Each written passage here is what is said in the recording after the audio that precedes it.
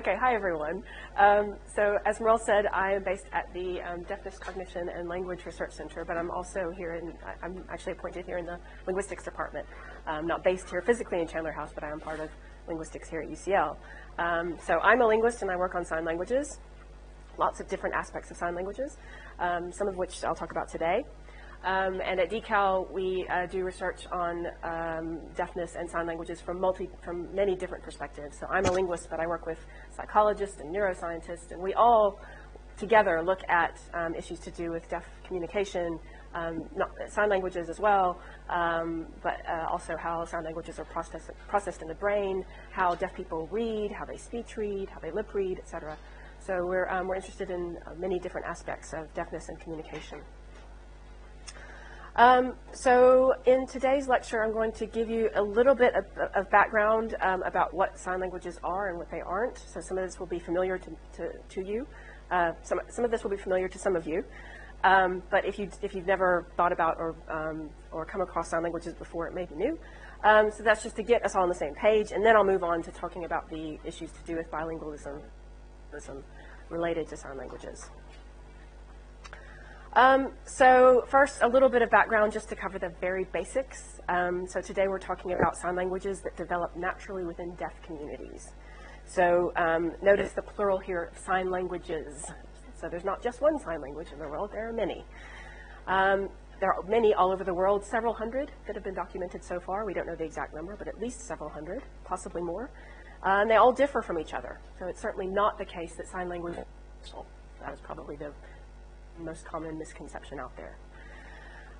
Notice also the word natural. So there are languages and they are natural languages. So sign languages are not invented.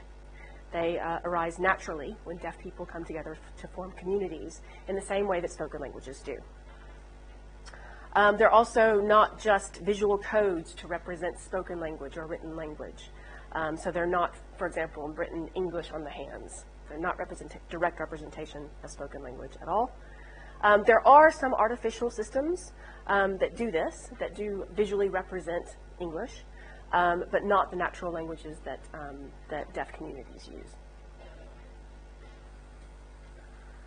So at the most fundamental levels, there is structure at the levels of phonology, morphology, lexicon, syntax. So sign languages are real languages in this respect. They have all these different levels of linguistic structure.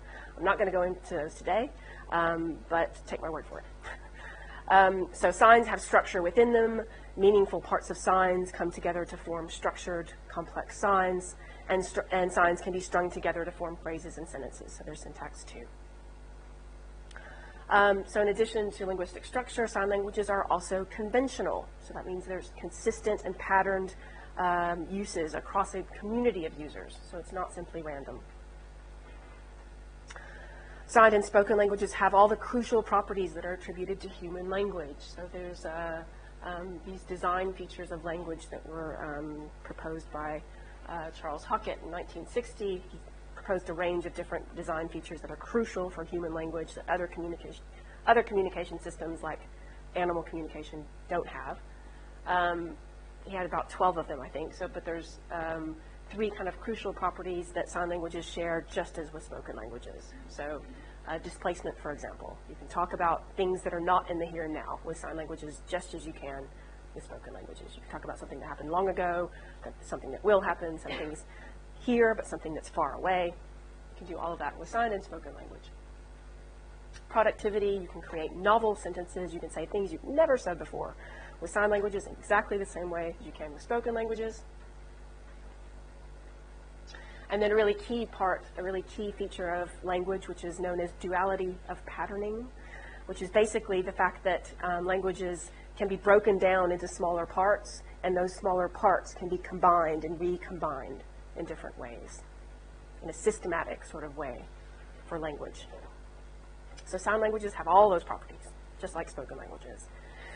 Sign languages are mainly left lateralized in the brain, similarly to spoken languages. There are some interesting slight differences with sign languages compared to spoken languages in terms of how they function in the brain, but for the most part, they're very, very similar. And the time course of acquisition, so how sign languages are learned. by deaf children.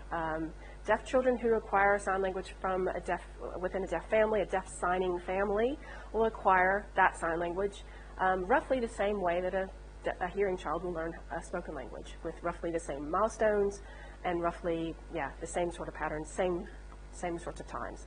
That's for whenever they learn to sign from birth, whenever they have exposure to a sign language right from the start. I'll come back to this in a minute. It's an important part of how sign languages work. Okay, just if you've never seen any sign language before, this is just to give you an example of how sign languages are structured and how they, how different parts can combine and recombine in different ways. So here are some examples of signs from British Sign Language. So up here on the left, you have these two signs. I'll show them to you. This one means work, and this means talk. So work versus talk. Okay, so those are two different signs. They have different hand shapes, and they have different meanings. So two examples of signs. Up on the top, you have the sign, this one that means nice, and this that means health. So nice versus health. Those are produced very similarly, but they're produced in different locations. So one's on the chin, one's on the chest. So that gives you an idea of how some of the different features within signs can work. On the bottom left, we have these signs. The first one is that means brother, this up and down movement, and this one that means paper, with the hands coming together. So brother versus paper. And then on the left, we have the sign that means on, and the sign that means true. Okay, so that gives you an idea of how very subtle differences, you can just change the hand shape, just change the location, just change the movement, and you get a sign that means something completely different. Okay, so that's the level of complexity that we're talking about when we're talking about sign languages. Now, if you were to, I teach a different module on the linguistics of sign languages where we go into a lot more detail in all this and look at the structure in a lot more detail. I'm not going to do that today. What I'm going to do more today is look at issues to do with more than one, sign languages and bilingualism, obviously. But before I do that, there's one other issue that I want to mention with sign languages, which is iconicity, because we're going to come back to this later in the context of acquisition.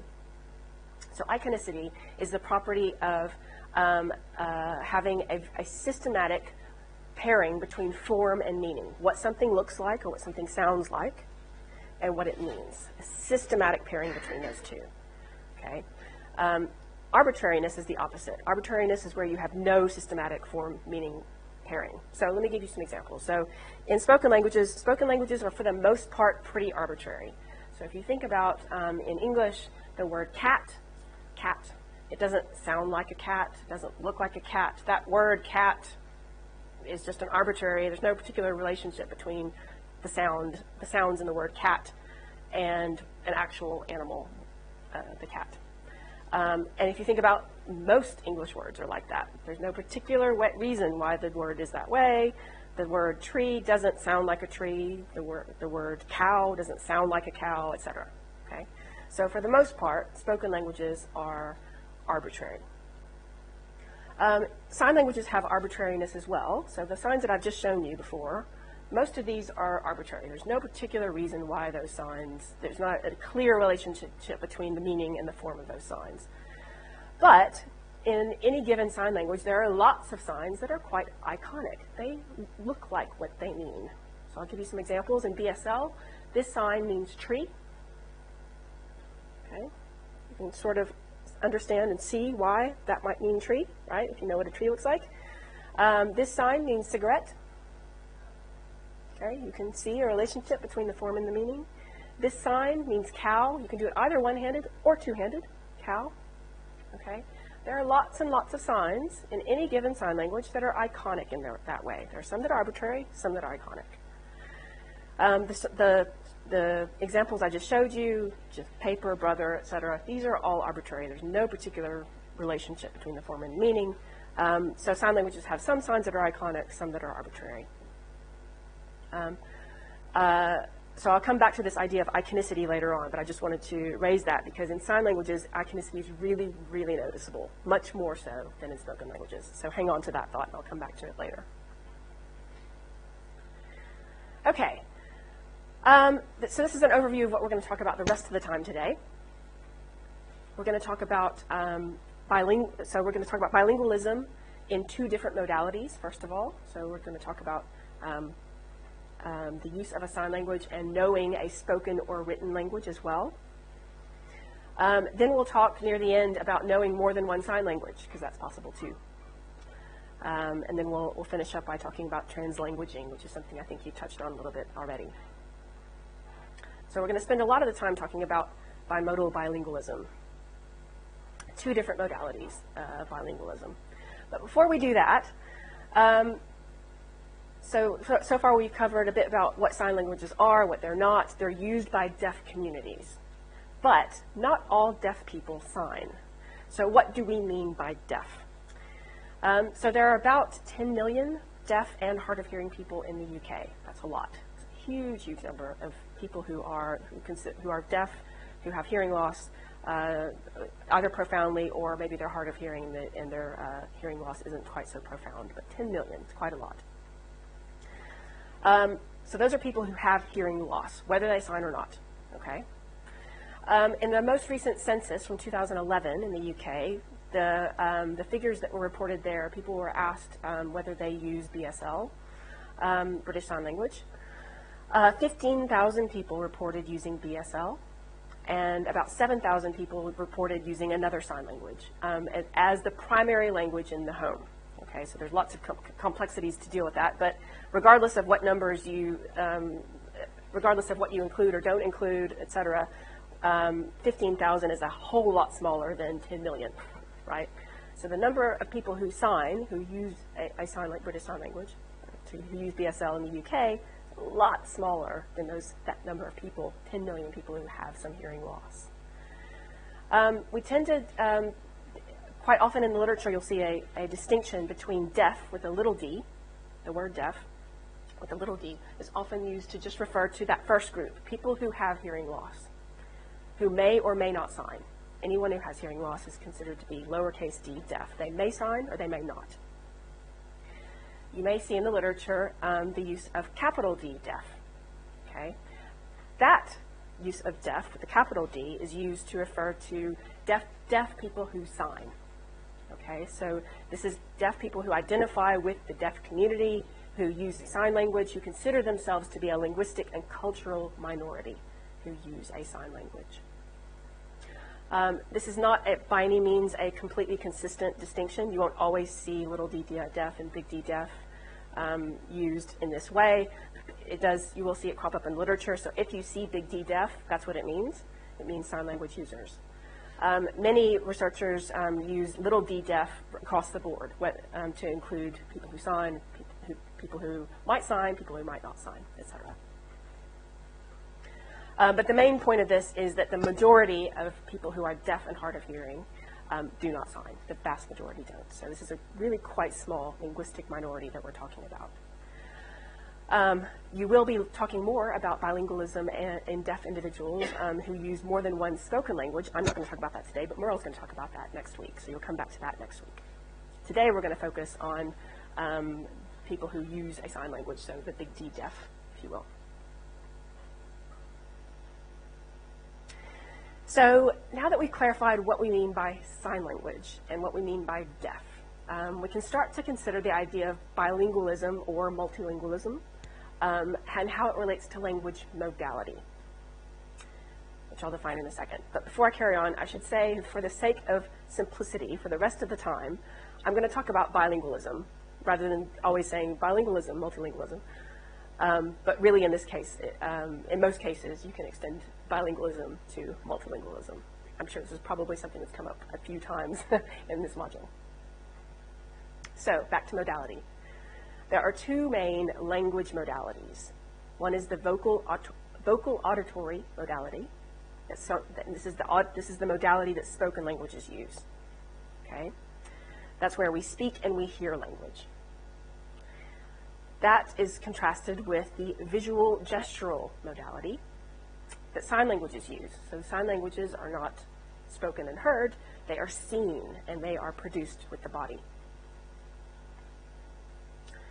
What you've talked about so far in this module, and probably every week apart from this one, is the use of more than one language in the vocal auditory modality.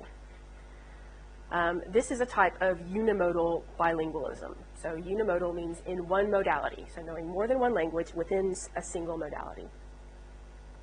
That's what you talked about so far. So what we're going to talk about today, to start off with, is looking at bimodal bilingualism.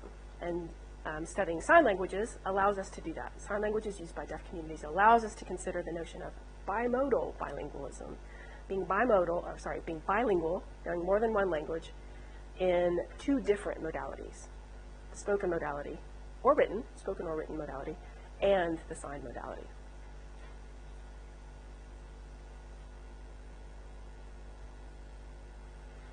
Okay, so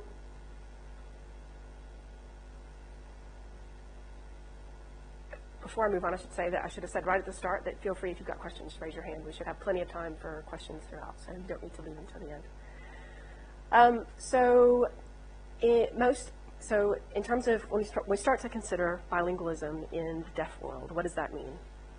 The fact is that most deaf people, certainly in the UK, most deaf people live in societies that are dominated by hearing people, okay? So this means that sign languages are in constant contact with spoken languages all the time. It happens all the time. And this means that sign languages are inherently minority languages because they're very much a minority within a spoken language majority that's surrounding them. I know you've talked about the concept of majority and minority languages in this module already, and so sign languages are definitely a type of minority language. They're almost always in contact with some spoken language all the time, and this is quite often, the spoken language, as in this country, is often a majority language. And because, some consequences of the fact that sign languages are minority languages are the fact that sign languages like BSL borrow quite heavily from English. So there are some structures that are English-based, even though BSL is separate and different from English. It borrows a lot from English, and this is a natural result of language contact. This happens with all languages that are in constant contact with each other. And it happens with minority spoken languages too, as you will have talked about in this module separately. So what is bimodal bilingualism? So one thing to point out is that when we think about bilingualism, the notion of bilingualism in the deaf world is actually really, really varied. There's a huge diversity of different types of bilingualism, and we're not going to go into all of them today, but if any other types occur to you while I'm talking that you want to ask about the possibilities, is it possible to have this and this? Probably the answer is yes. Do ask, and we can talk about that. But today I'm going to talk about two main groups within the context of bimodal bilingualism. One is native signers, and so this is deaf people who are born into deaf signing families. Native signers are exposed to sign language from birth because their families sign, and so they see and are exposed to sign language right from the start. But native signers are a very small proportion of the deaf community, very small. 5 to 10% of the deaf population who use a sign language, okay, are native signers who are born into a family who signs. Very, very small percentage. The vast majority, 90 to 95%, are non-native signers. So these are deaf individuals, deaf children, who are born into hearing families who don't sign. That's the majority. And their exposure to sign language varies a lot. It really depends on when they first come into contact with other deaf signers, which can vary. But one thing to keep in mind is that regardless of whether a signer is native or non-native or any other kind of bilingual, there is, for the most part, some level of bilingualism in all signers. That can be with sign language, it can be with a written form of a spoken language, it can be a spoken form, a spoken language too. Some deaf people who are culturally deaf, who know a sign language, who identify with the deaf community, may have some residual hearing, may be able to speak, may be able to hear a little bit. So there's a great variety. But for the most part, all deaf signers are bilingual to some extent. if they know a sign language, they also know something to some extent about their surrounding spoken or written language. But that degree of fluency in the spoken or written language varies massively. Some are very, very fluent, and can read and write very well, or can speak, or can hear enough. But for some people, literacy rates, for many deaf people, literacy rates are very low, and they may not be able to speak or hear at all. So it does vary quite a bit. So, native acquisition of sign languages. As I said, deaf children born into deaf families acquire a sign language basically the same as a hearing child learns to speak, for the most part, with roughly the same kinds of time periods, or roughly the same kinds of milestones.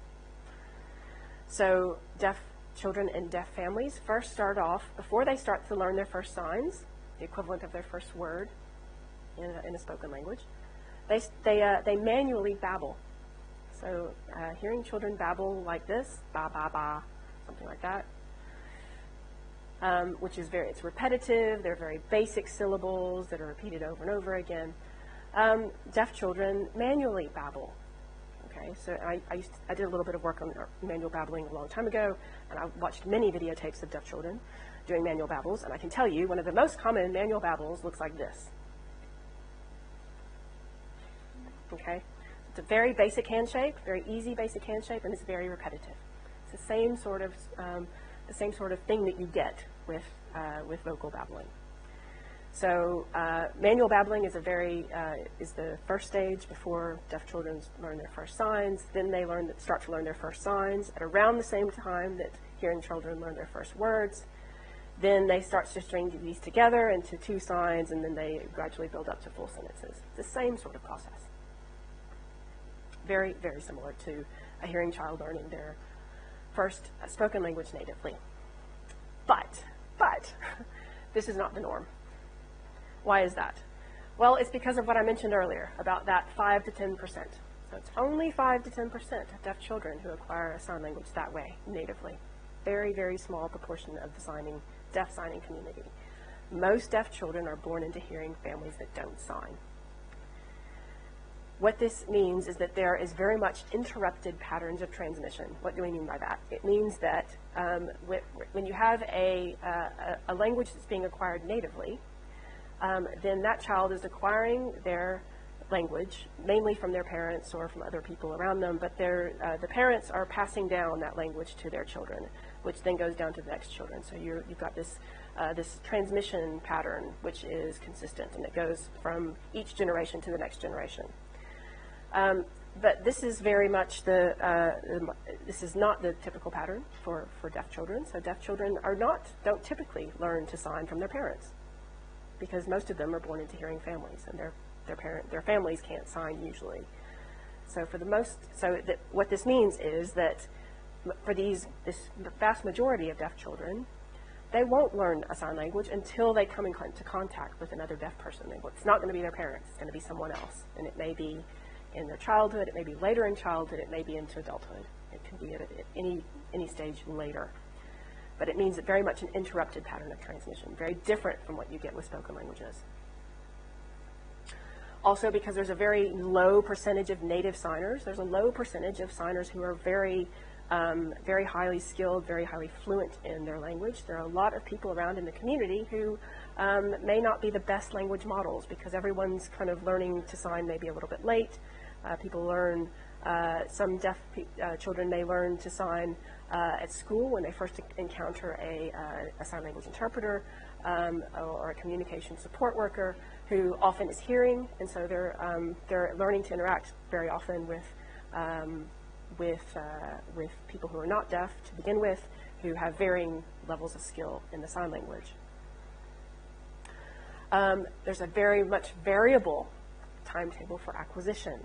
So deaf children learn to sign, as I said, it depends on when they first meet a deaf person. That could be when they go to school. It could be later in childhood. It could be when they're an adult and they first encounter a deaf signing person. It could be any of those times. So when they first encounter an accessible language can be quite late in life. And this can be a problem. So learning a first language late is a problem. And that's because of what's known as the critical period hypothesis. I'm not sure if you've talked about that in this module yet, or you may have come across it in some other module. If you haven't, I'll go over it now. So the critical period hypothesis is this idea that you have a window of opportunity, what's known as a critical period during childhood, when language must be acquired, when your first language must be acquired. Okay, I'm not talking about second languages yet. When your first language must be acquired, there's a critical period when that needs to happen. The idea of a critical period is somewhat controversial, but it is linked to know what we know. It's linked to what we know about brain development. And there is some evidence for a critical period. Some evidence includes the fact that second language learners, so when people learn a second language, and when that begins after childhood, when it's later after childhood, regardless of how much exposure they get to that language, they rarely sound like first language users. They rarely sound like native users. So that's one piece of evidence for the critical period hypothesis. Another is that if brain damage happens after puberty, then full recovery of language skills after that becomes much more difficult. It's quite rare. Another is that children who have slower language development rates, who don't acquire full fluency by puberty, so this is what we mean by early childhood, puberty age, they rarely acquire completely, fully normal linguistic skills. So if for some reason there's a delay in language development, then that can, and it carries on past puberty, it can be problematic for that child's language skills. And then finally, the final piece of evidence is that socially isolated children, which means abused children, unfortunately, so that's the only time you ever get socially isolated children is in cases of abuse, really. So children who are socially isolated and abused, who are found in their teenage years after this critical period, they're usually not able to fully acquire language. And one of the most famous examples of this is a hearing child named Jeannie. So with Jeannie, this was a little girl who, I think this was in the 1970s when she was found, when she had been isolated. She'd been locked in the basement by her abusive father from the time she was born until the time she was, I can't remember the age, but it was past puberty, I think 12, 13, something like that. It's a really awful case. But Jeannie never, because she was completely isolated, her father didn't interact with her at all. She had no human contact with anyone while being locked in this basement for 13 years, or however long. After they found her, she never really fully acquired language, any language. So she tried to learn some English, and she had lots of therapy to go along with this, but she was never fully able to acquire language. But of course, because she was socially isolated, she had cognitive problems as well. She had a lot of problems. So it's really hard to distinguish, in that case of Jeannie, and the case of socially isolated children, it's hard to isolate issues of language and just focus on language because there's a bunch of other problems going on too. So it's quite often hard to distinguish those two issues from each other. So the idea of a critical period is, this hypothesis is controversial. One thing about it that's controversial is the question of the age of the critical period. Most people assume it's around puberty, so 11, 12, 13, around that age, but exactly what age, and is it really puberty, or is it earlier, or is it later? That part's controversial. What is the age by which you need to learn a first language? Exactly. There are also questions about first language acquisition versus second language acquisition, and whether there is a critical period for learning a second language well, or learning it fluently, etc. There does seem to be much stronger evidence for some kind of critical period for first language acquisition, like cases with Jeannie. With second language acquisition, that's much less clear, because you can learn a second language all throughout your lifetime, and there are questions about whether that's really an issue or not. Today we talk more about a sensitive period for language rather than a critical period, because it does seem that, particularly with first language acquisition, that there does seem to be some period where there's, sorry, I meant to say, we talk about a sensitive period for second language acquisition rather than a critical period, because it seems that there's a period where it's better to learn a second language earlier, and so there may be a sensitive period, but it's not really critical. You can continue to learn a second language later in life. But there is, as I said, quite strong evidence of some sort of critical period early in life, whatever the age might be, for a first language. It's very, very important that you have a first language early in life. Fortunately, test cases like Jeannie are quite rare in hearing children, so which is good. We don't want there to be lots of test cases for this hypothesis, because it would mean that there's lots of horribly isolated children out there, and we don't want that. So it's good that that's a rare thing. But that's rare in children. In deaf children, delayed first language acquisition is very common. And I want to explore why this is next. So, well, we've already talked a little bit about why it is. So the reason why first language acquisition is so delayed in deaf children, that it's common, is because of this, is because of the fact that so many deaf children are born into hearing families that don't sign. And so when they first encounter a sign language, which might be the only accessible language to them, it could be well past that critical period, and that's important. And in fact, this has been studied a lot in sign language acquisition studies. And a huge range of studies have shown very clear effects of delayed sign language acquisition, delayed first language acquisition of American Sign Language, ASL, also British Sign Language, BSL. There's lots of studies on both of these languages have shown clear effects of delayed sign language acquisition at all levels, in phonology, morphology, syntax, etc. There's a range of different studies that have looked at this. One of the studies is one that, that we did here at UCL that I'm going to talk you through, because it's quite interesting in terms of what we found with L1 versus L2. One of the overarching findings of all these studies, including the one we did here at UCL, is that the earlier the sign language exposure, the better the performance. That is one thing that comes up again and again and again. Earlier sign language exposure helps in terms of linguistic performance. And the effects have been used to support the idea of a critical period or of a sensitive period in L1 first language acquisition in general.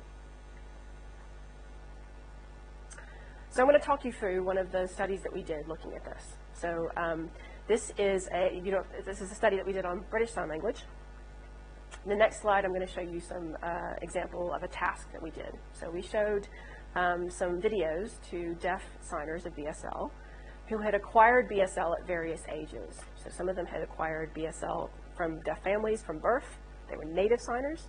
Some of them had acquired BSL early in life, but they were from hearing families, and so they learned maybe when they were children, but not from birth. So they're non-native signers, but early learners. And then we had another group of signers who were deaf, born into hearing families, but didn't learn to sign until later in life, so after their teenage years, for example. So for all these groups of signers, we showed them a range of different videos, and we asked them to judge. There were videos showing BSL sentences. And we asked them to judge if the sentence was a possible sentence of BSL, a possible grammatical sentence of BSL, or an impossible, ungrammatical, unacceptable sentence of BSL. So these are still images from two of the videos that we showed. Oh, sorry, the glosses are not lined up. That should say old people government help. So the sign at the very end is help. And then this at the bottom is the same signs, but in a different order. So we signed them into a different order, old help people government. And so we asked signers, what are your intuitions about this? Do you feel that these are acceptable orders of BSL or not? We didn't show them the still pictures, we showed them videos. And the answers that we knew before we even did the test were that this first construction is a possible ordering of BSL sentences. And this bottom order is not a possible ordering of BSL sentences. These are very clear mistakes. The ones that are not possible, they are very clear mistakes. So we didn't expect any signer to ever consider those to be grammatical. So what we found in this task was that in native signers and in early learners, the native signers did better. So what you see here in this graph, you can ignore the lines at the top and the bottom. Just look at the line in the middle. On the bottom axis here, we have age of learning BSL, so when they learned to BSL. So 0 is the native signers, those who learned from birth. They did the best. So the native signers who had acquisition from deaf families did the best. And then we found that this is in deaf adults, mind you. These are deaf adults that we're asking, but we asked them about their background. When did you learn to sign? Okay. So those who reported learning to sign very early at age 2 or age 4 also did quite well. Not as well as native signers, but they did well. But as that age of acquisition increased, so signers who reported learning to sign at age 8, they did worse than the native signers did. So as age of acquisition decreased, the accuracy on the test, so the x-axis, the y-axis here is their performance on the test. As their age of acquisition increased, their performance on the test got worse. So we found that native signers that were exposed to BSL from birth did this task significantly better than non-native adults who learned to BSL in early childhood, up to age 8. So that was one of our main findings on the study. And there are definitely some clear cases of delayed first language sign language acquisition, where spoken language acquisition and literacy, learning to read and write, has failed. And that's what we think has happened here with these early learners, or the ones who perform the worst, is that it seems that they were not able to successfully learn English as a first language, and so they had delayed BSL exposure as a first language. And that affected their performance on this task. But in some cases, sign language could be a second language in deaf signers. So where a deaf signer has been able to acquire skill in a spoken language or a written language, they could acquire that spoken or written language, like English, as their first language, as their L1. Distinguishing that an L1 versus an L2 in deaf signers can be really tricky. How do you know this? How do you know which is their first language? One possibility for trying to determine L1, certainly in adults as well, you're trying to kind of sort of look backwards and think about what happened when they were children. One possibility for determining L1 is looking at reading ability. So that's what we did in this task, in this study. And one of the reasons for that is that it's known that reading ability correlates with speech reading, lip reading, in deaf people. So because we know that reading correlates with speech reading, it may be that those who are better readers, therefore also better speech readers, whether they're actually able to speak and hear or not, they may have some real competence there in English as their first language.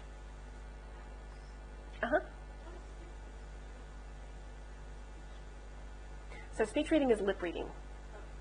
Yeah, speech reading is another word for lip reading. Yeah, okay. So this is another graph using the same data that I showed you before, but now we've included late learners. So before, I showed you the graph that showed age of acquisition up to age 8. So before, I showed you this graph up to this middle point here, where as age of acquisition increased up to age 8, their performance went down. When we included late learners here, those who learned to sign at age 10, 11, 12, 13, 14, 15, right? So when you included late learners in this, what we found was that still native signers performed better than early learners, and this is the same group of people that I showed you before.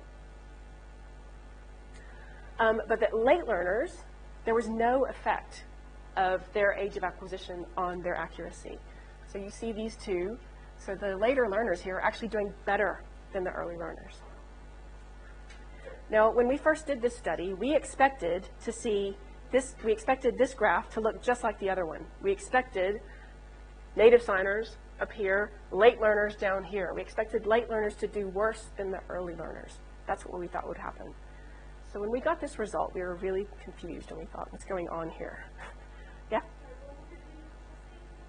So we were testing the how well people did on this task, this grammatical. So we were asking them to judge. Yeah, this is the same task.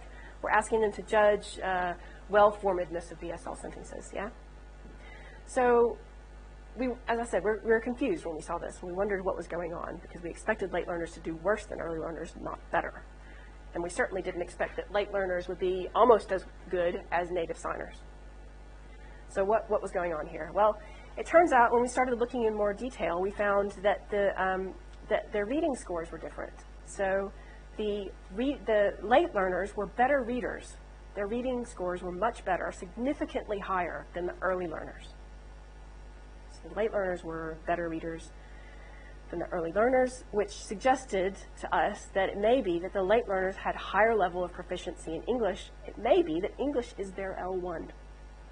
So in those late learners, it may be that they had enough, either they had enough hearing or they were good enough readers or speech readers, lip readers, that they were able to actually acquire English as their first language, even being deaf.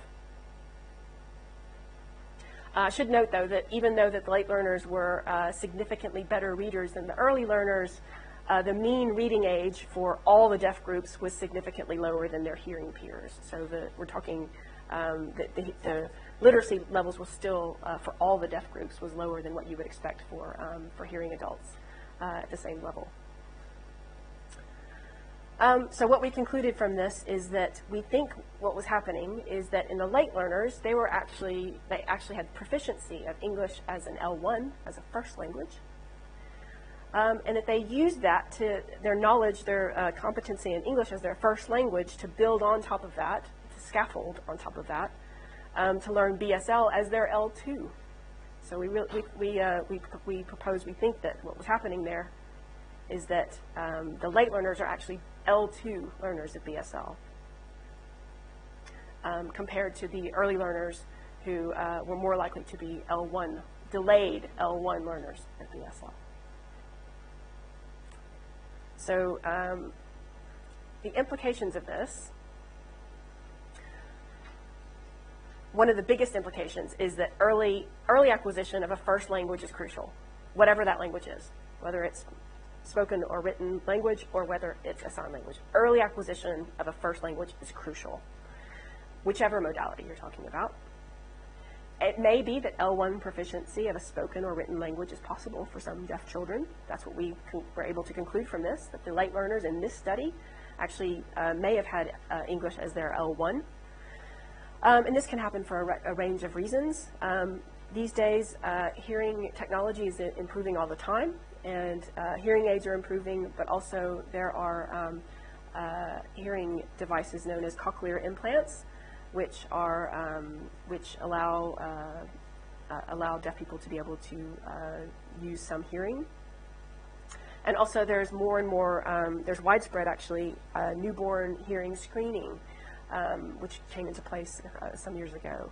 And so, because of that, deaf children who are candidates for cochlear implants, for example, that's being identified earlier and earlier now.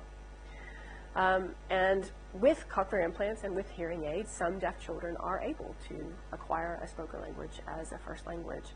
But many studies have shown that relying on this and hoping that this will be the case is a very risky strategy. And the reason for this risk is that the success rate with cochlear implants is highly variable. This may be changing over time. So I think as things change with technology, cochlear implant technology is improving all the time. So it may be that success rates are increasing all the time. But certainly, at the moment, they are still variable. Some deaf children do well with cochlear implants, and some don't. And the predictors for success with a cochlear implant are also really not understood. We don't know what makes a successful cochlear implant versus one that's not. And so what that means is that cochlear implants still don't offer accessible language to many deaf children, or to some deaf children at least. And the risk here really is that if one waits until after a deaf child is not acquiring spoken language with a hearing aid or a cochlear device, if one waits until after that, okay, let's give them a cochlear implant and see if they acquire English as their first language. If that doesn't work, and they've gone past that critical period, that's a problem for them because they won't necessarily have any competence in any first language. And so all of this has been used to argue for the benefits of bilingualism in deaf children. We know that many studies have shown benefits of bilingualism generally with spoken languages, and you've been reading lots over the past few weeks about this, the benefits of bilingualism. I know you know this.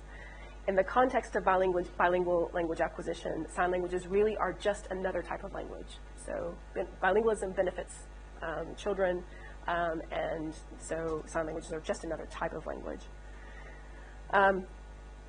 Certainly, learning a sign language does not lead to problems with speech or language or communication, as some people might misunderstand and think that might be the case. So some people think, well, if you give a deaf child a cochlear implant, then you need to speak with them and you shouldn't sign. It's going to be bad for their speech if they sign. That's not true. Studies have shown this over and over again. Bilingualism is not a problem, and a child can learn a spoken language and at the same time learn a sign language without a problem. One great irony here, I just wanted to mention, is that you may have heard of these baby signing classes. They're quite popular for hearing babies. These are baby signing classes for parents with their hearing babies, and they're often hearing parents are encouraged, learn sign language, play these games, these baby signing games with your hearing child, and it's very much a popular thing to do for hearing families, a fun and popular thing to do, and that's great. That's great for people to learn sign language. I'm all for that. But the great irony here is that very often deaf children who need sign language access are often denied it. So hearing children being encouraged to sign and deaf children encouraged not to sign, even when the deaf children need it more. So something to keep in mind. Okay.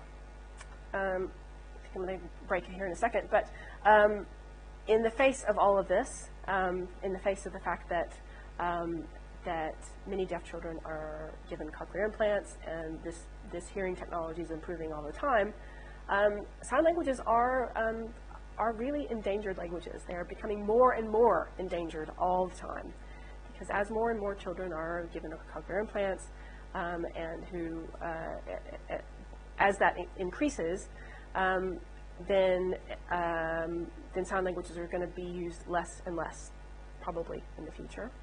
And it's not just this, but it's also changes in, there's also social changes that are happening too. So BSL is not being used in schools as much. Deaf clubs, where sign language was very prevalent, are starting to close down. So sign languages can be considered to be endangered languages in the face of this.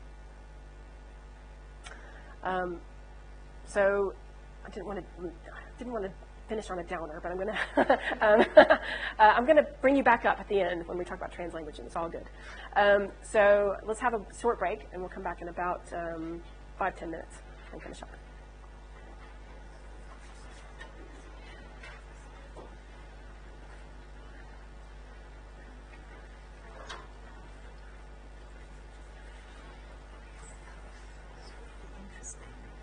Yeah, I think I might come and watch yours next week, actually. Yeah, sure. Well, mine is at the very end. Yeah, okay. So you might not want to come to both. Oh, okay. Because Liz is doing... next week, you and Liz are both doing next week. Yeah, Liz is doing a session on language impairment, and you're doing something on assessment. Oh, I saw your message on that. Okay, yeah, I see. and then it's only in the last 40 minutes or so that will be my coming. I might do, yeah. Great. There's so many. I bet there is, yeah. But it's great. Yeah, because it's I'll good. be able to point out. Yeah. Good. Awesome. Okay. Hi. Yeah, sure. I remember we were talking about Genie. Mm-hmm. Do you remember the movie by Jodie Foster? Yeah. And Bell, I think? Yes. That came to my head. Yes. It's not another one. It's I assume. Yeah. So there are these examples of feral children who are raised by animals or things like that. Yeah. So there are. Genie's not the only one. Yeah, there are a few others. She acquires the language at the end. Of course, it's supposed to be fake. if she acquired, I can't remember. She spoke pretty well. I can't remember at what age they found her. No, she was Do you like a teenager, I think. Yeah. So that would have been, I think that would have been poetic license. I think the movie, that's, in real life, that doesn't happen. They wouldn't have.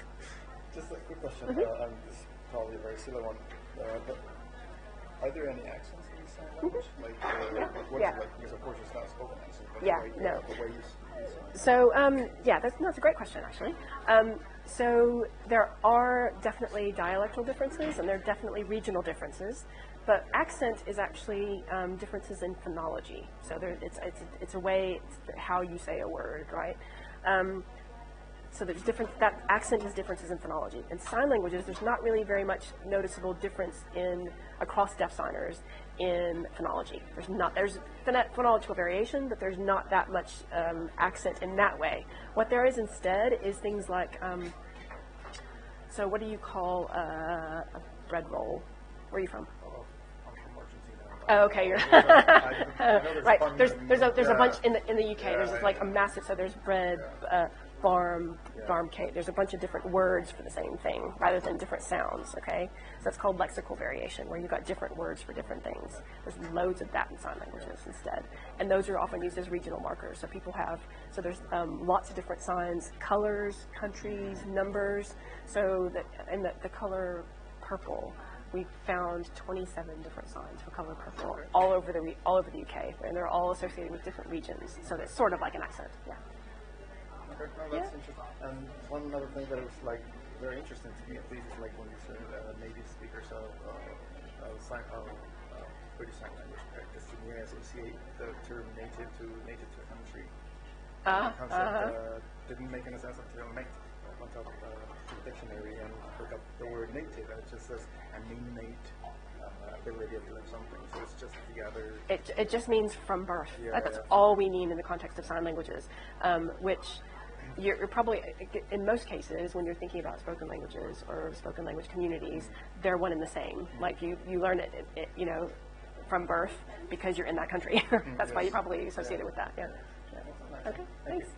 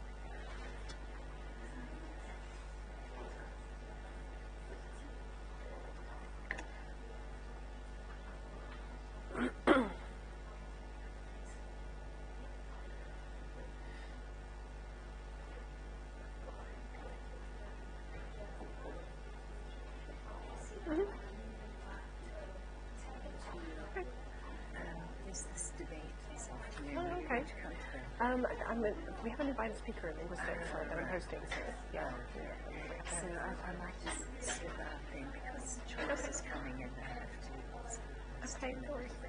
I may finish a bit early anyway. I'm not sure. I mean, I'm about halfway, more than halfway through. So. Oh, good. Well, I think if you finish it, that's great. Okay, great. Thanks so much. That's really, really good. I'm curious to see the feedback. Yeah, I because the courses, if you read the courses version, yeah, what we do it's quite different. Well, I think what you're doing is quite good.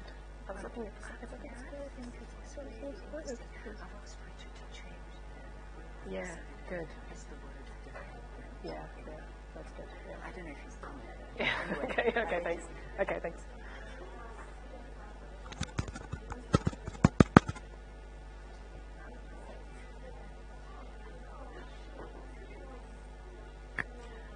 Okay, shall we pick up where we left off?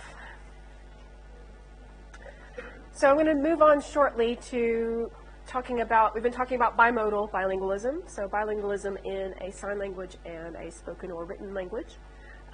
Shortly we'll move on to talking about unimodal bilingualism with sign languages, so knowing more than one sign language, which is also possible. But before we do that, let's round up bimodal bilingualism by looking at language contact a little bit. And looking at hearing signers and iconicity. I'm going to come back to iconicity and acquisition. So deaf signers of sign languages, whether they are native signers and learn to sign from a deaf family, or whether they're non-native signers and learn to sign within a hearing family, both of these groups are in contact with English constantly. And this has some effects on the structure of BSL itself. So we can actually think of BSL as, it's hard to think of BSL as completely independent from English just because there's so much contact with English, and so there's influence from English.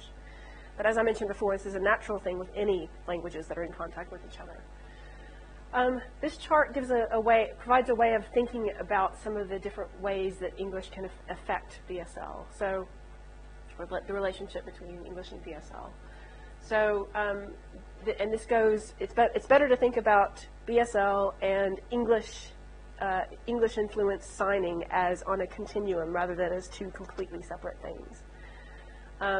So it goes all the way from, on the left, a very self-conscious style of BSL where signers are producing BSL, which has very little influence from English, well, maybe no influence from English, but very little influence from English. What we consider to be the vernacular of BSL is actually not self-conscious. It's just using BSL every day. And this actually naturally has a lot of English code mixing with it. So elements of English, and what I mean by that is things like English mouthing. So when signers are using BSL, they might mouth parts of English words while they're producing BSL signs. This is a very natural thing to do. Many signers do it, and it's a natural code mixing thing with English.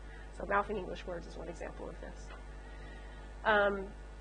So the vernacular of BSL is where there's some influence from English, some code mixing with English, but where BSL is definitely the dominant language. That's sort of the vernacular, the everyday version of BSL. Then as you go further along, there's more and more strong influences from English. So you can also get contact signing, where there's code mixing between English and BSL, where neither one of them is dominant, where maybe you're producing signs in an English word order rather than a BSL order. And that's very common too, and some signers may go between these. So this is all sort of on this side of these up until here is about, that's all considered pretty clearly BSL.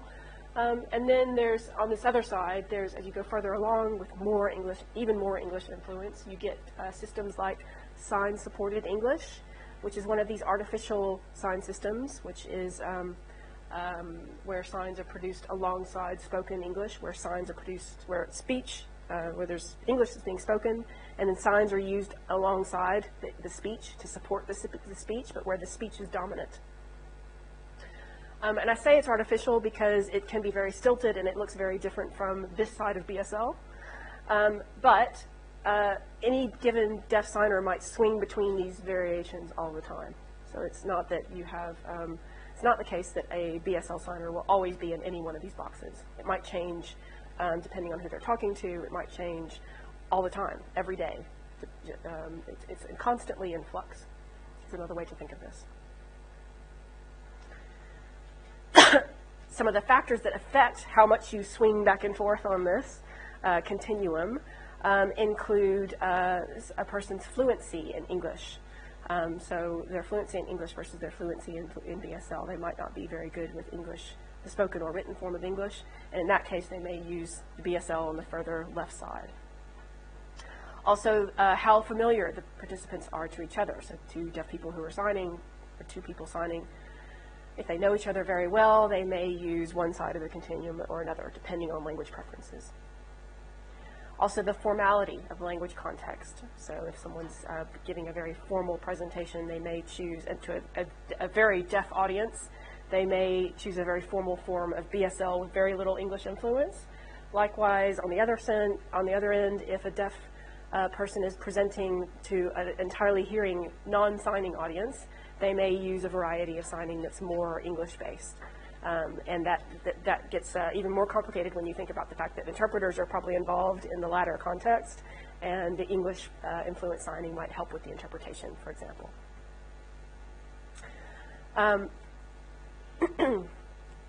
And speaking of interpreters, there are many people who work with deaf people. So sign language interpreters are one example, but many other people who work with deaf people who are hearing and who are fluent users of English, and who may have English as their first language, and who may be late learners of BSL. And in these situations, there's a lot of code mixing that might happen too. So if it's a hearing learner, a hearing signer, they may use more English-influenced signing too.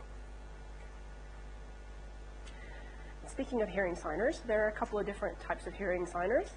One is hearing children who are born into deaf signing families. So it is possible for a deaf, for deaf parents to have deaf children. So deaf parents with deaf children, those deaf children of deaf parents will learn to sign naturally, just as any hearing child learns to sign. It's also possible for a deaf family to have hearing children, right? And so these will be hearing native signers. These will be hearing children who grow up bilingually, because they will learn to sign natively from their deaf parents. But also, there's English everywhere. They're not going to be isolated and not exposed to English. There'd be English everywhere else in their environment. So they would very likely learn English as a native language as well. This group of hearing children born into deaf signing families are often known as CODAs. This is short for Child of Deaf Adult, CODA. And their language acquisition process, they learn to speak the same as hearing children from hearing families for the most part, depending on their exposure to spoken language, which is going to be somewhat. And they will also learn to sign natively as well, because they'll be exposed from their parents to sign language from birth. So that's one type of hearing signer, is a hearing signer from a deaf family. Then there are hearing individuals who have a spoken language as their first language, and who learn a sign language as an L2, as an adult, for example, or as a child or as adult, but as a second language. This could be hearing people who are friends or family or co-workers of deaf people, people who come across a deaf person and they learn to sign, either from those deaf friends or family or co-workers, or in some other environment. They might go to classes and learn how to sign. And some of these hearing signers, whether CODAs or whether not CODAs, might go on to train to become sign language interpreters, for example, as one potential career. Now, earlier on, I mentioned iconicity, and I said I was going to come back to that in the context of acquisition. So one of the interesting questions about iconicity is that because iconic signs look like what they mean, one of the questions in sign language research that has been raised several times is a kind of interesting one, which is, are iconic signs, like tree, for example, or cow, are signs like that acquired earlier than arbitrary signs, so signs like brother, that don't have any relationship between their form and their meaning? Are iconic signs considered easier, and are they learned earlier in L1 acquisition? There have been some mixed findings about this. So some have argued that there's been no effect, that there is no effect of iconicity, and that deaf children learn iconic signs and arbitrary signs at the same time, and there's no advantage for iconic signs.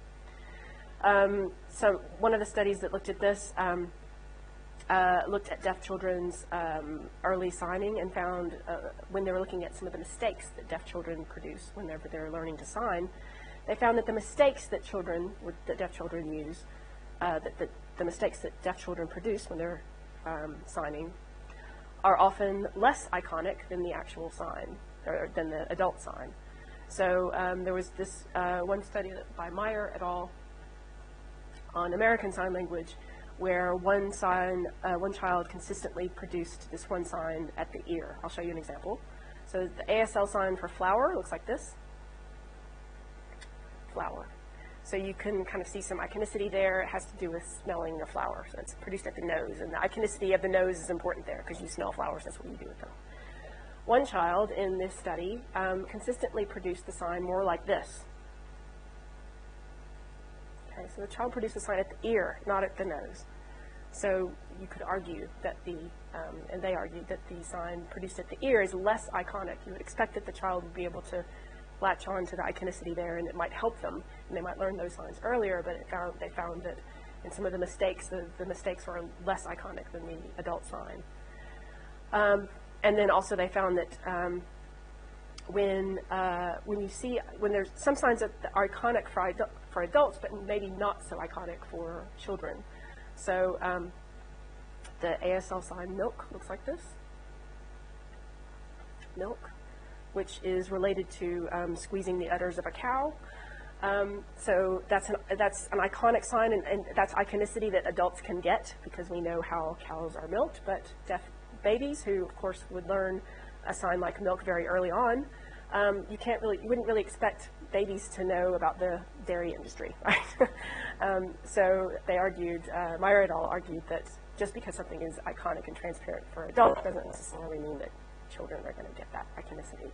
So that even when deaf children acquire this sign quite early, doesn't necessarily mean it's because they're going, oh, it's because you milk a cow this way. It might be for other reasons.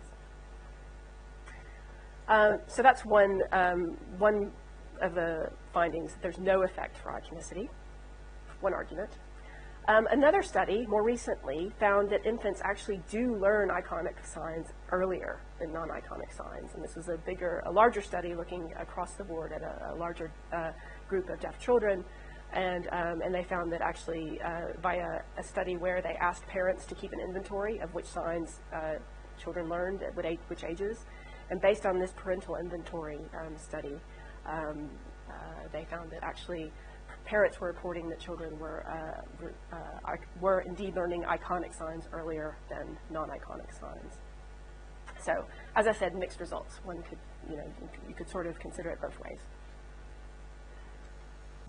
That's an L1 acquisition. So this is in the case of a deaf child learning to sign as their first language at a very early age. There's also been a study on iconicity and L2 acquisition. So this is in hearing adult signers, hearing adults learning how to sign. There was a study done that looked at iconicity and L2 learning, and what they found was that there are different, for one thing, they looked at different types of iconicity. So the iconic signs that I've shown you so far, like tree and cigarette and cow, those are very, very strongly iconic signs. You might consider those to be transparent, even. And in some cases, so two other examples here from BSL, these two signs. So the sign for telephone and sign for baby. You could probably guess, certainly the sign baby. If you didn't know any sign language at all, you could guess what that meant if I did this sign. So there are some signs that are very transparently iconic. Someone who doesn't sign can actually guess what it means. That's very transparent iconicity.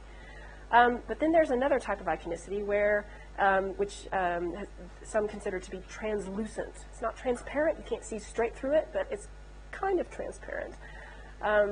So this is where you can work out the relationship between the form and the meaning once someone tells you what it means. Once they show you the form, they show you the meaning, then you go, ah, I see the link, but where you can't necessarily guess it. I'll give you some examples. This is one BSL sign. Okay. So this sign, if you didn't know any sign language at all, what would you guess that could mean? Well, the answer's up here. It's doctor. This is one of the BSL signs for doctor. And if you see that, then I'm seeing some of you nodding your heads. Oh, that's the sign doctor, right. It has to do with the stethoscope. Okay, I understand now, right? But before I told you that, and if you hadn't seen doctor up here, you would not have guessed that that meant doctor. It's not transparent, right? Another one is this one, coffee, okay? And again, if I showed you this before and just asked you, what does this mean? You might have been able to guess something that you drink, but you wouldn't necessarily guess coffee. So those are examples of translucent signs. And what this study found was that, that iconicity does help certainly with transparent signs. So signs with transparent iconicity, in hearing adults learning how to sign, iconicity helps. So transparently iconic signs certainly help in acquisition, and they're learned faster and easier when adults are learning to sign, hearing adults. Certainly to establish an initial core lexicon, they really help. The translucent signs, like doctor and coffee, can also help in remembering later on, so sign language retention, and recognizing a sign. It can help, but it doesn't help as much as the transparent signs. And also, reasons for iconicity vary from signer to signer. So some signers might consider this sign to be iconic, maybe not because of the stuff, for some other reason. I don't know. Signers make up their own reasons for iconicity often. And it's not necessarily that there's a clear and objective relationship between form and meaning. Okay, so that's all we are going to talk about in terms of bimodal bilingualism. That is bilingualism with a sign language and a spoken or written language, or language mixing between the two, and language contact. Next, I want to talk about unimodal bilingualism in the context of sign languages. So in this context, unimodal bilingualism refers to knowing more than one sign language. So we haven't talked about that yet, but that's definitely possible. There's a lot less research on unimodal bilingualism compared to bimodal bilingualism, but it happens. So there are many deaf and hearing signers who know more than one sign language. And there are lots of results of this. There's lots of language mixing between the two. If you know two sign languages, you might mix the two languages. So code switching and code mixing between the two languages. You might borrow one sign from another. There may be loan signs between one sign language and another. Unimodal bilingualism, knowing more than two sign languages, in many cases, you get the same sort of patterns that you get with unimodal bilingualism with two or more spoken languages. It's very, very similar. So I know American Sign Language and British Sign Language, for example. So I know two sign languages, and I sometimes mix between the two of them, depending on who I'm talking to, etc. So that's what unimodal bilingualism refers to. Then there are some communities in the world where there's societal bilingualism with sign languages. And this happens in communities where there are very high levels of deafness. In this situation, usually the communities themselves are already very small. There are enough deaf sign language users within these very small communities that the deaf signers aren't as much a minority as they would be within a majority language. And in these cases, the hearing people in these communities sign too. And so basically, lots and lots of people within the community, deaf and hearing, sign. And so the society itself, or the community itself, is a signing community. Everyone signs. And because there are hearing people in the mix as well, then there is some use of a spoken language or a written form of the language as well. And so there is societal bilingualism in these cases. But here's 3 examples of them. One is one that's no longer the case, but this was in Martha's Vineyard in the northeast part of the U.S. This was earlier in the 20th century, so most of the deaf signers who would have used this have passed away since this happened. So this is no longer the case, but it was in the past. So for 250 years, up until the early 1900s, I think, early mid-1900s, for 250 years, there was a very, very high incidence of deafness on this island of Martha's Vineyard. Because there were so many deaf people in that community, the situation was such that basically everyone in the community signed, deaf or hearing, everyone signed with each other. And in fact, Nora Gross, who wrote this book about Martha's Vineyard Sign Language, it's called Everybody Here Spoke Sign Language. It's a really interesting book, very thin. It's a fast-read, very interesting book. She wrote this book, and in it, she interviewed some people who knew about this sign language before. And they argued that if there were more deaf people at any one gathering, if there are more deaf people than hearing people, everyone would sign. So that's one example. Then there are a couple of examples of more modern societal bilingualism. One is in Bali with a language called Desakolak, where there's a village of about 2,000 people and 43 deaf people, which doesn't sound like a lot, but if you think of the percentage, it's quite a high percentage of deaf people compared to a country like the UK. So there's a high percentage of deaf people in that village, and many, many people sign, deaf and hearing.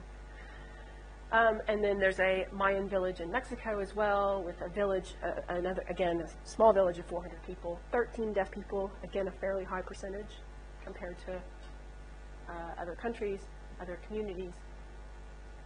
And the same thing in this sort of village. Many, many hearing people could sign in addition to the deaf people.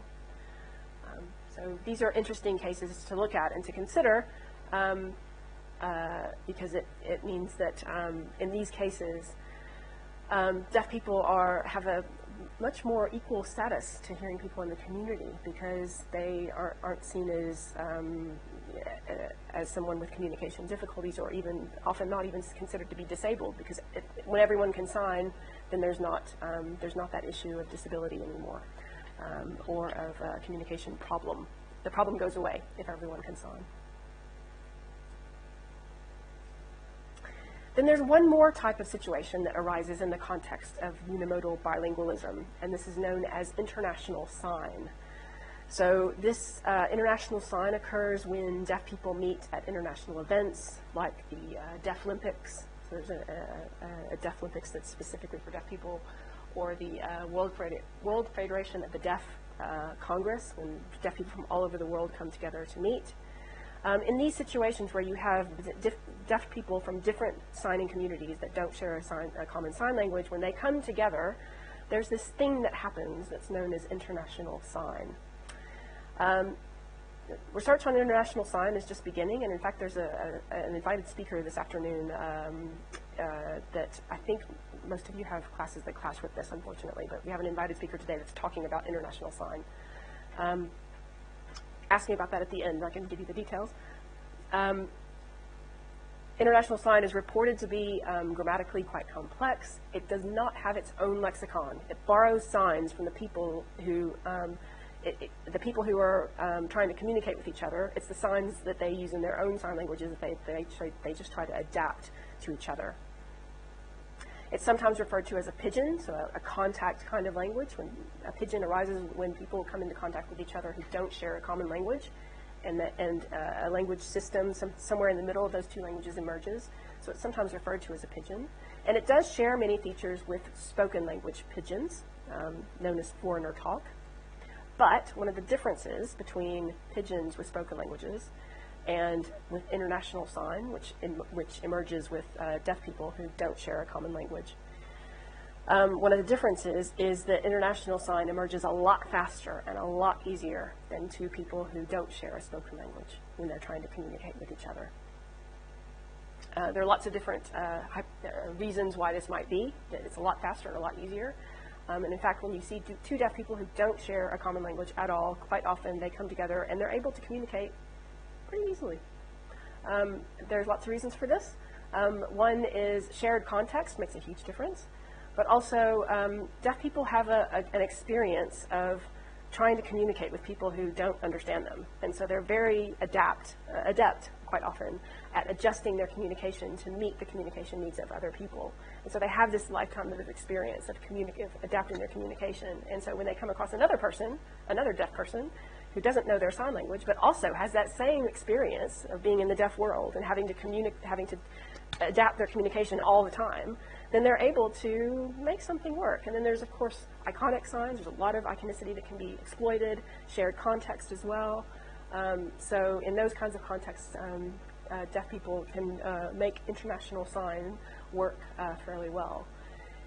There are limits to this, and you will see limits emerge if in these contexts when people start to talk about something that's quite abstract or quite complex or where there's no shared context. So when the shared context goes away and when iconicity doesn't help you anymore, that's when the communication can start to get more difficult. But certainly deaf people who don't share a common language can have this kind of system emerge much easier than two people who don't share a common spoken language.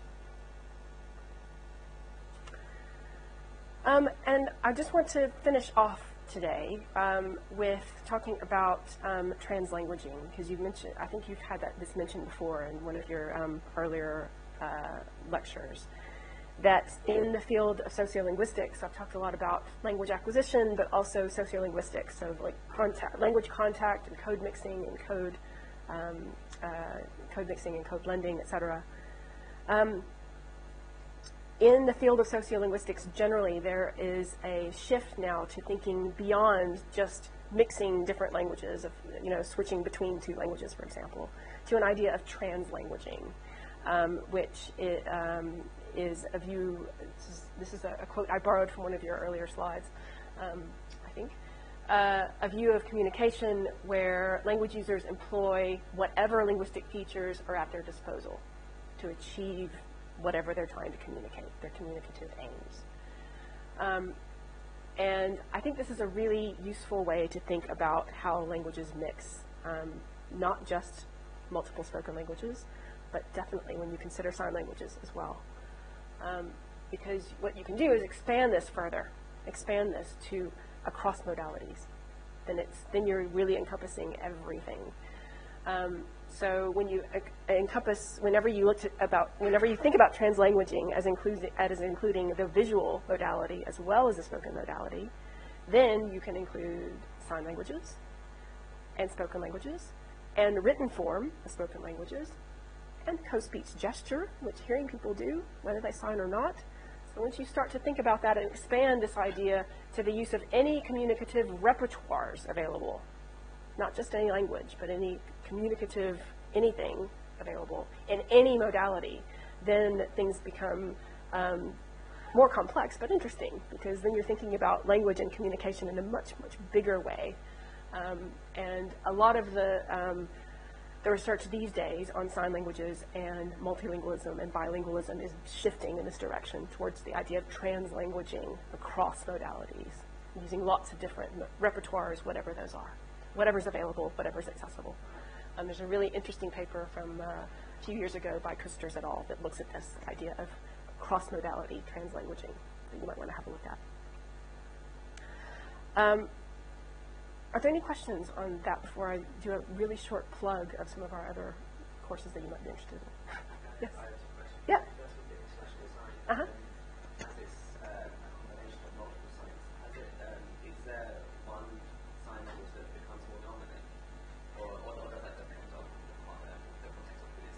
It depends on the languages, so it's not ever going to be the case that one of the sign languages is going to become dominant over the other. However, across different sign languages, American Sign Language is dominant and is known around the world by many, many signers. American Sign Language is almost one could consider ASL to be the sort of the equivalent of English as a world language. ASL is kind of a lingua franca amongst signers, amongst sign language all over the world, for lots of reasons. Many deaf people go to the U.S. and spend some time there because there's a university called Gallaudet University, which is specifically for deaf and hard of hearing people. It's the only university like it in the world. Many deaf people go and spend some time there and then go back home.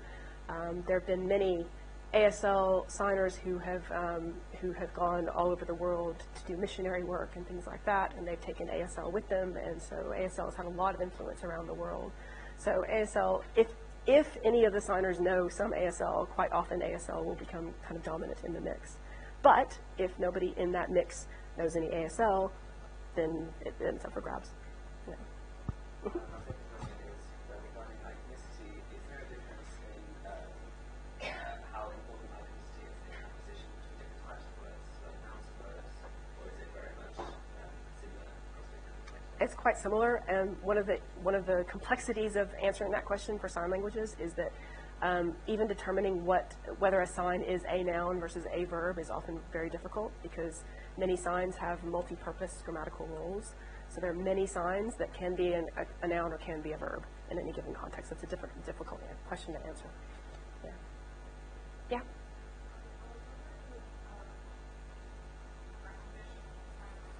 Mm-hmm.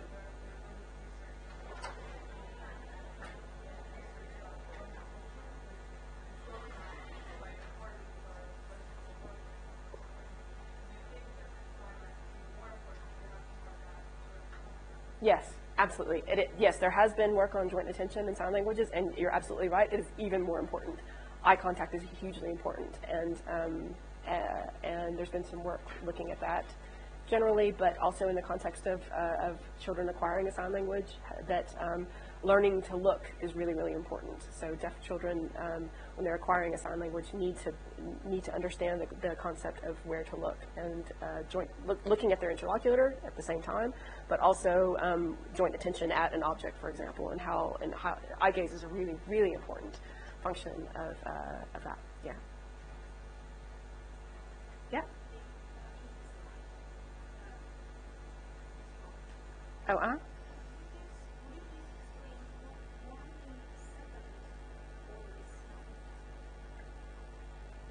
why the second order is not possible?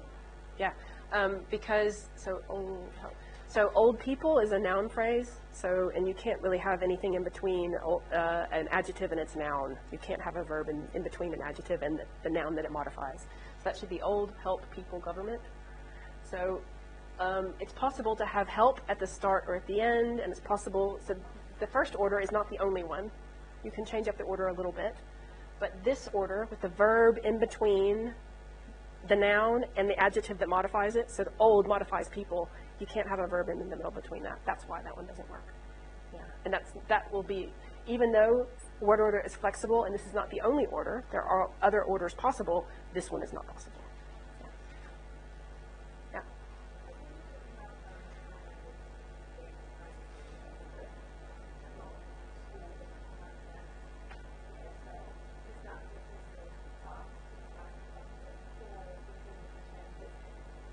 It's reflecting the changes in society. Yeah, yeah. And probably funding too, but yeah, it's reflecting changes in society. Mm. So I can take a few more questions, but while you're thinking about your questions, I'm just going to give you a quick plug, because I always get asked this. So I mentioned hearing people wanting to learn to sign. I always get asked, I want to learn BSL, where can I learn BSL? You can learn BSL here at UCL. This is in the slides that you have that you can download, so you can have a look at that. I'm happy to answer questions if you got that. Any questions about that? Although my colleague at DeCal can also answer questions about that. So there's these are all level 1 classes, I think, but we're looking to add level 2 classes soon. So if you know a little bit of BSL already, we're trying to add some level 2 classes, so watch this space.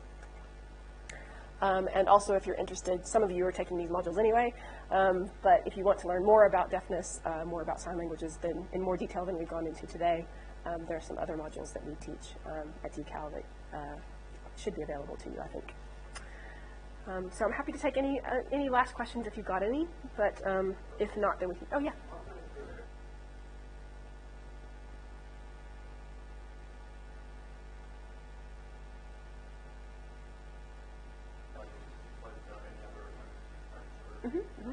Yes. Yeah, there is a move towards that. So there are plans in progress at the moment for a GCSE, a qualification for, what's the age of GCSE, Merle? 15, 16? 15, 16, yeah. So for 15, 16-year-olds to gain a qualification in BSL just like any other language. So there are steps towards that. Hasn't happened yet, but there are steps towards it, yeah. Mm-hmm. Anyone else? We've got plenty of time. Yeah? Oh, yes, yes, yes.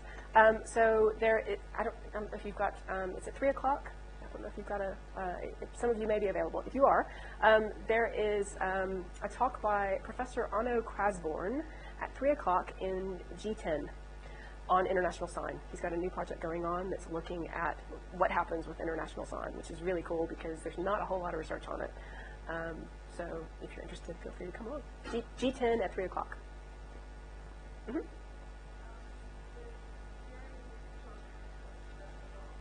Mm-hmm.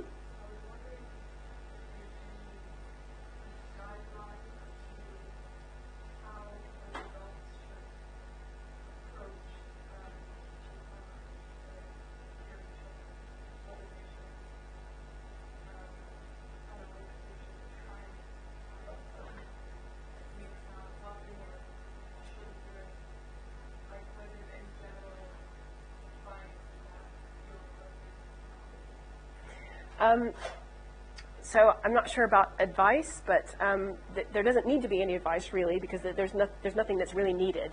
It will happen anyway. I do know some deaf mothers with hearing children, and some of them choose to use where they use voice with other deaf people anyway. They might choose to use their voice sometimes with their hearing children, but they don't need to. Because there's plenty of deaf parents who don't use their voice at all with their hearing children.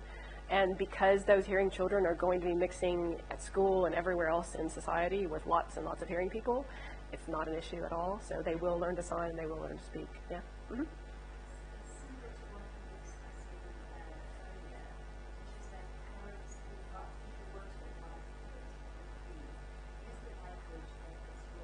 Yes.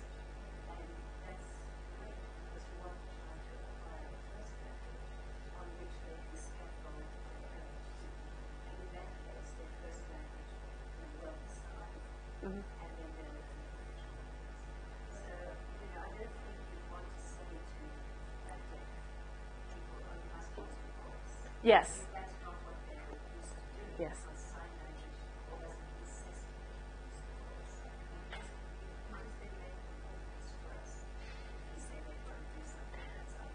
And more importantly, I mean, it could have a really detrimental effect because then deaf parents might think I should not sign. I should just use my voice. If they're told you should use your voice, they might think, oh, that might mean I shouldn't sign. And if they're not signing to their children, then I mean these are hearing children, so they'll get English as an L1 anyway. So that's less of an issue, I suppose. But if they're not signing with their children, then their children are not going to learn to sign unless they're exposed to it. So yeah, I completely agree that they should be encouraged to do whatever is natural. And for a deaf parent, because the child's going to learn English elsewhere, they should, if one was going to advise them, they should advise them to sign. Yeah. Yeah.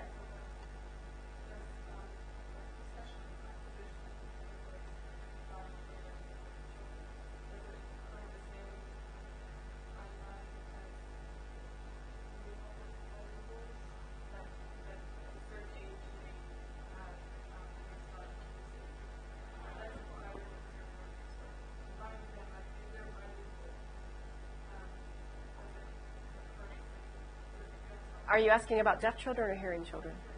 Hearing children. They would.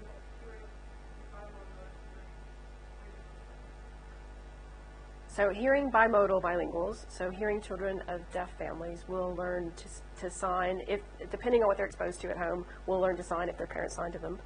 Naturally, same milestones as other children. And they'll learn to speak, probably because, again, it depends on their exposure to spoken language, but probably they're going to be exposed to a lot of spoken language early on, in which case that will be the same timescales as well. Thanks.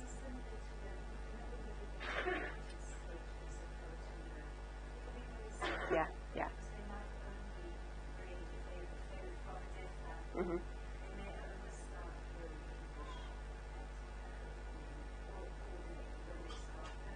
Yeah, it's possible.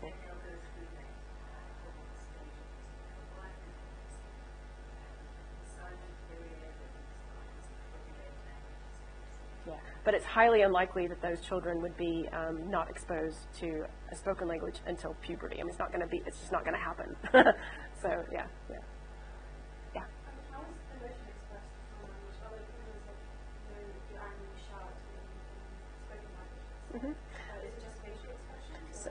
So facial expressions are very important. So facial expressions are used to convey emotions, but they're also grammatical markers that use facial expressions. So the eyebrows are important for marking different kinds of questions, for example. So facial expressions do express emotions, but also when signers might change how they sign as well. So if a signer is really angry, you would probably see it on their face. But you might also see it in how they're signing. They might sign bigger and more aggressively, just in terms of how they're moving and things. Yeah. So not just face. Mm-hmm.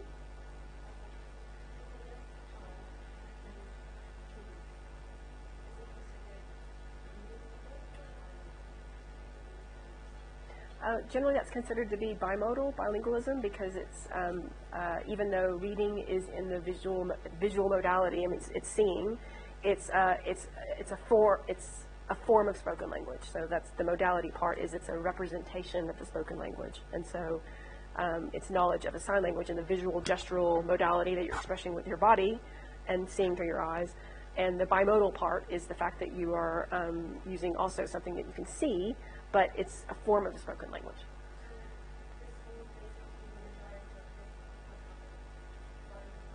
Yes. Most deaf people are bilinguals, and most of them are bimodal bilinguals. Yeah. What's interesting, and you might come across this in the literature when you're doing some reading, the term bimodal bilingualism sometimes is used to refer just to codas. It's sometimes used to refer just to hearing children of deaf families who can be balanced bilinguals, right? So they can be balanced bimodal bilinguals, hearing children of deaf families, whereas deaf children from hearing families are bimodal bilingual as well, but they might not be balanced bilinguals. So it's only really in the case of hearing children of deaf adults that it can be it's possible, completely balanced, because they're using speech too. Yeah. Anyone else? Okay. Well, thanks a lot. This was really good, really interesting. Good questions. And yeah, if you're interested, do come along to the talk at 3 o'clock today. Bye.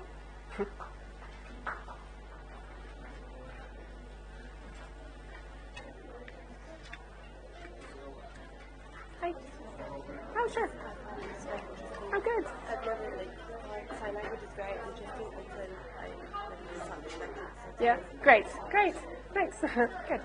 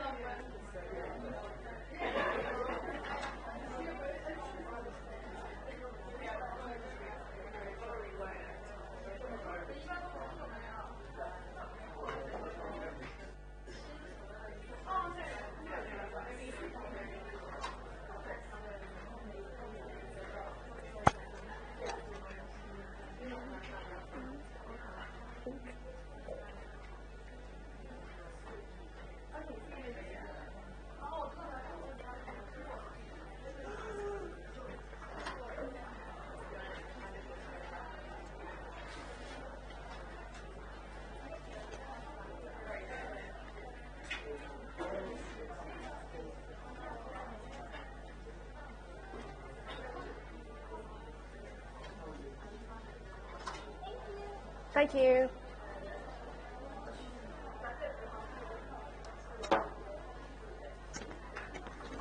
Thank you.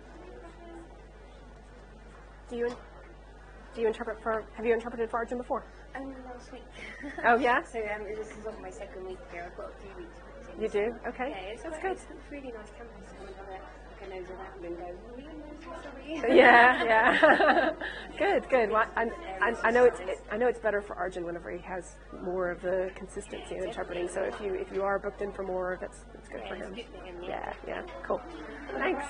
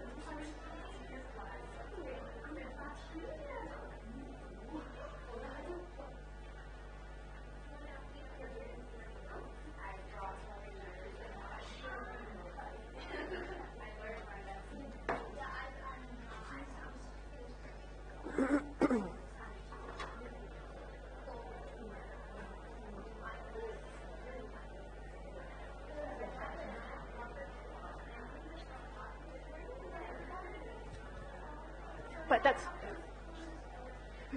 no.